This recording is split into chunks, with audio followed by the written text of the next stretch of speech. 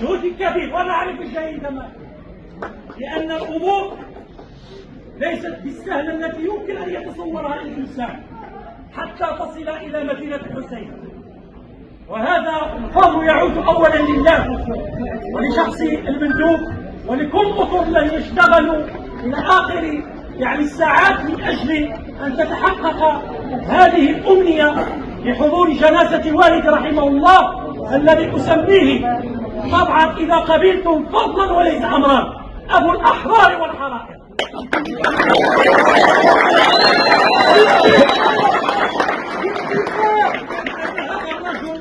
نذر حياته في سبيل الوطن، وحينما أقول الوطن أقصد به صحراؤه وجنوبه، شرقه، شماله وغربه.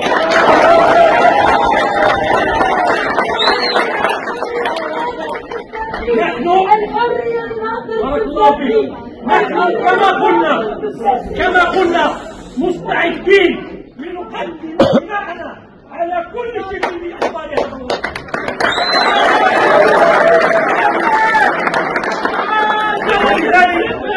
ولذلك أيها الإخوان، من الصعب جدا أن يتحقق هدف قبول التعزية من الجميع، ولكن حتى كما قال النبي صلى الله عليه وسلم إكرام الميت دفنه.